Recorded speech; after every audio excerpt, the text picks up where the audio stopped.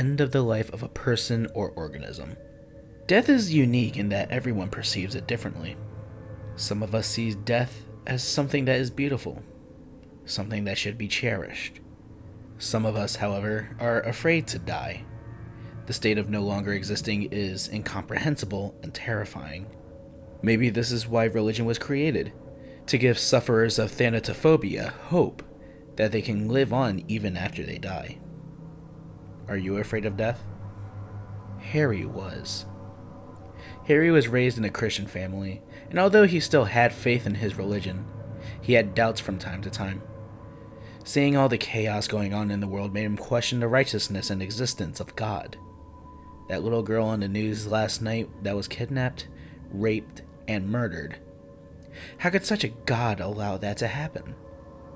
Was that little girl now rejoicing in heaven, or has she simply vanished from existence? These were the types of thoughts that crossed his mind almost daily. Then he found his answer.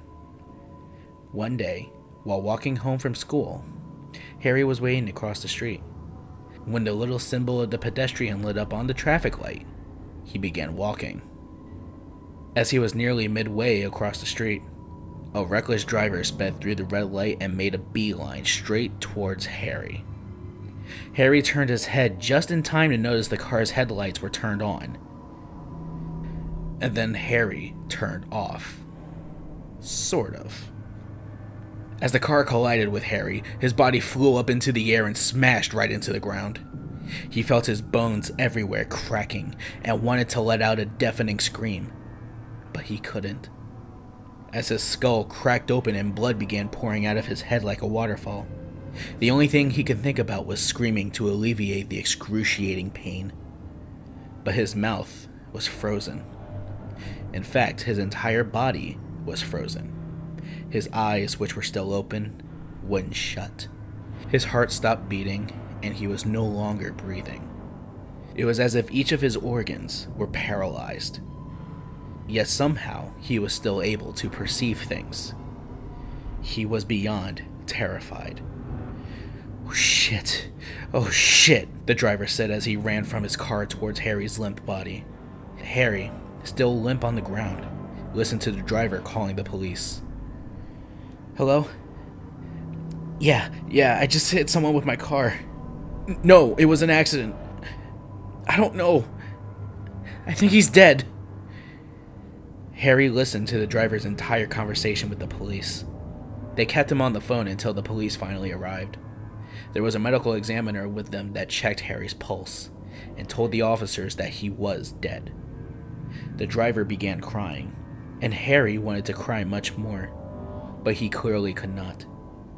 One of the police officers closed Harry's eyes, now limiting one of his senses. He was now in the dark and was filled with an even greater sense of dread as he felt his body being lifted up and taken away. Several weeks went by, and he really didn't know where he was, until eventually the day of his funeral came. He felt himself being placed into a casket, and heard all of the preparation of the funeral, hours before it began. From the way things sounded, it was an open casket. As time passed, more people congregated into the church where the funeral was taking place. He heard people go up and speak about how great of a person he was, and how much of a shame it was that his life had been cut short. The most difficult part for Harry was how uncontrollably his mother was crying. She would try to hold it in, but her wails would break through the silence she so vigorously tried to create. When she came up to look into the casket, she completely lost it as she broke into tears. If there was something that Harry wanted more than anything at this time, it was be able to open his eyes and see his mother one last time. The funeral ended, and Harry heard his casket shut. He felt himself being carried to his burial plot and being lowered into the ground. He had definitely experienced a lot of terrifying things in his life, but nothing could compare to this.